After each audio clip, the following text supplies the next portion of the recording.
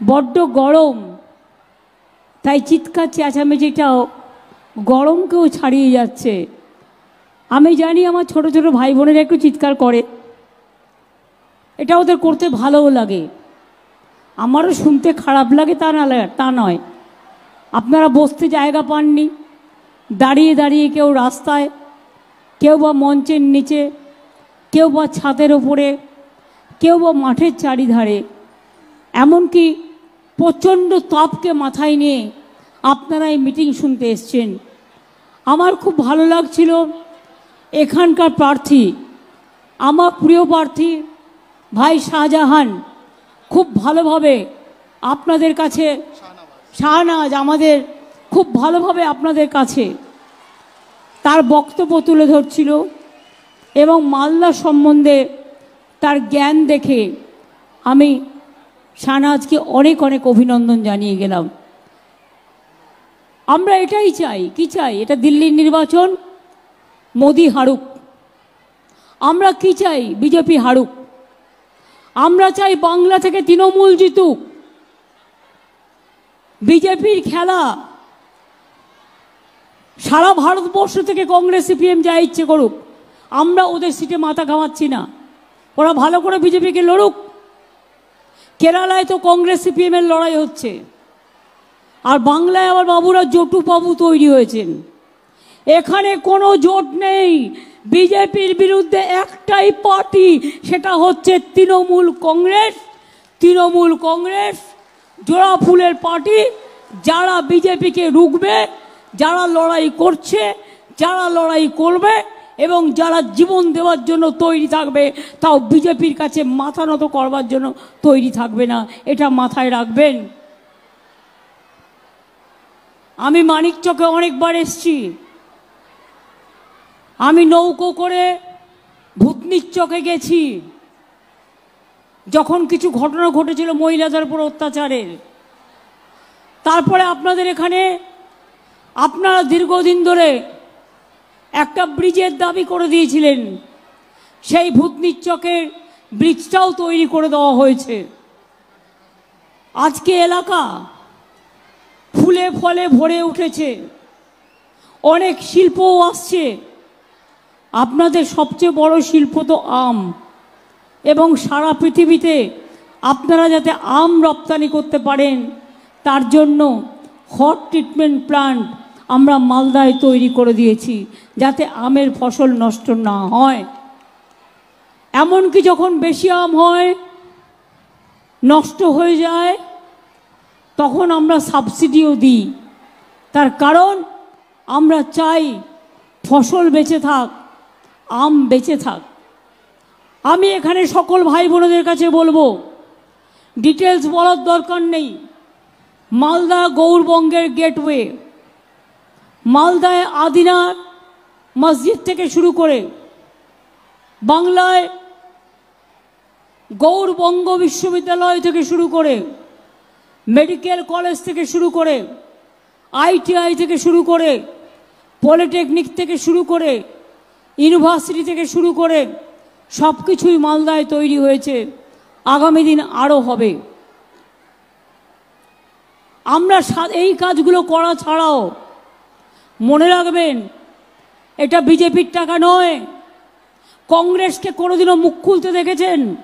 100 দিনের কাজে মোদি সরকার যে 3 বছর কাজ বন্ধ করে রেখে দিল, একটা টাকাও যারা কাজ করেছে কষ্ট করে তাদের দিল না। কংগ্রেস একবারও মুখ খুলেছে? মুখ খুলেছে? সিপিএম খুলেছে? শুধু মমতা ব্যানার্জিকে গালাগালি দিলে হয়ে যাবে? সারাক্ষণ মমতা ব্যানার্জি হচ্ছে ওদের অ্যালার্জি। আর ইন্ডিয়া অ্যালায়েন্সটা তৈরি করেছিলাম আমি, করেছিলাম, অন্য কেউ নয়। আর ইন্ডিয়া অ্যালায়েন্সের জোট আসলে সেটাকেও তৈরি করে দেবো আমরা, কিন্তু বাংলায় নয়। বাংলায় তৃণমূল কংগ্রেস থাকবে, তার কারণ আমি বাংলার সিপিএম কংগ্রেসকে বিশ্বাস করি না। এরা গদ্দারদের বন্ধু, এটা বিজেপির প্ল্যান। কিছু ভোট কংগ্রেস কাটুক, কিছু ভোট সিপিএম কাটুক, মাঝখান থেকে বিজেপি জিতুক, তৃণমূল যাতে জিততে না পারে, কারণ তৃণমূল জিতলে আপনারা দেখেছেন পার্লামেন্টে 1 নম্বর লড়াই বিজেপির বিরুদ্ধে যদি কেউ করে থাকে তৃণমূল কংগ্রেস, আর কেউ নয়। যখন এনআরসি হয়েছিল কোথায় ছিল অন্য রাজনৈতিক দলগুলো? আমরা রাস্তায় রাস্তায় ঘুরে বেড়েছি। আসামে যখন 19 লক্ষ মানুষের নাম বাদ দেওয়া হলো, কোথায় ছিল রাজনৈতিক দলগুলো? তারা কেউ ছিল না। আমাদের লোকেরা আসামে গিয়েছিল। এই মমতাবালা ঠাকুর বসে আছে দেখছেন, ওকে পাঠিয়েছিলাম মতুয়া সঙ্গের, ও আমাদের এমপি রাজ্যসভার। কাকুলে গিয়েছিল মৌসুম নূর, আমাদের এমপি, রাজ্যসভার এমপি করে দিয়েছি মালদা থেকে। মনে রাখবেন ডেরেক ওব্রায়েন গিয়েছিল, আর তাদের আসামে ঢুকতে পর্যন্ত দেওয়া হয়নি। তাদের ওপর অত্যাচার করা হয়েছিল 19 লক্ষ লোকের নাম বাদ দিয়ে। আবার এখন কি বলছে? এখন বলছে আবার এনআরসি করবে। ক্যান নোটিশ জারি করেছে, আর ইউনিফর্ম সিভিল কোডের নোটিশও ম্যানিফেস্টোয় দিয়ে দিয়েছে। আপনারা কি চান এনআরসি হোক? কি ভাই বোনেরা আমার, আপনারা কি চান এনআরসি হোক আর আপনাদের নাগরিকত্ব বাতিল হোক? তাহলে জোরে বলুন। এতক্ষণ চিৎকার করছিলেন, বলুন জোরে, না না না।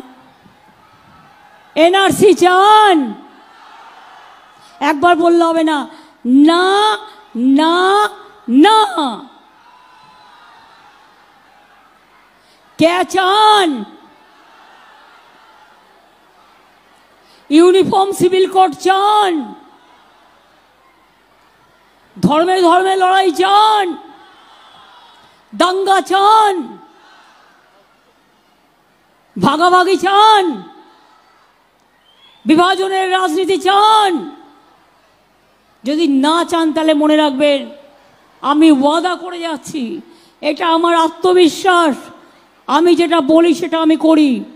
মনে রাখবেন, জীবন দেওয়ার জন্য তৈরি থাকবো, তাও বাংলার মাটিতে এনআরসি করতে দেব না, ক্যা করতে দেব না, ইউনিফর্ম সিভিল কোড করতেও দেব না। আর সারা ভারতবর্ষে এবার বিজেপি ক্ষমতায় আসছে না, অত চিন্তা করার কোনো কারণ নেই, অত ভয় পাওয়ার কোনো কারণ নেই, অত ইডিকে ভয় পাওয়ার কোনো কারণ নেই, সিবিআইকে ভয় পাওয়ার কারণ নেই, এনআইএকে ভয় পাওয়ার কারণ নেই। মাথা উঁচু করে চলুন। এখন সিবিআই, ইডি, এনআইএ বিজেপির ভাই ভাই হয়ে গেছে। ওটা ভাই ভাই সংঘ তৈরি হয়েছে একটা, বিজেপির ভাই ভাই সংঘ, অন্য ভাই ভাই সংঘের কথা আমি বলছি না। যদি মনে করেন 100 দিনের কাজ হোক, এটা আপনারা চান তো? 100 দিনের কাজে যখন টাকা দিল না, যিনি আপনাদের এমপি আছেন কয়েক বছর ধরে, তিনি একবারও মুখ খুলেছিলেন? বরঞ্চ কংগ্রেসের বিরোধী দলনেতা রোজ আমাদের গালাগালি দিল। বিজেপি বলল চোর, ওরাও বলল চোর। চুরি করলে তুমি প্রমাণ দাও। আমি তো চ্যালেঞ্জ করে বলছি, বিহার, মহারাষ্ট্র, উত্তরপ্রদেশ আর পশ্চিমবাংলায় তোমরা 356টা টিম পাঠিয়েছিলে। দেখাও শ্বেতপত্র প্রকাশ করে 100 দিনের কাজ, আবাস যোজনায় কোন দুর্নীতি হয়েছে, কোথায় কত দুর্নীতি হয়েছে, সব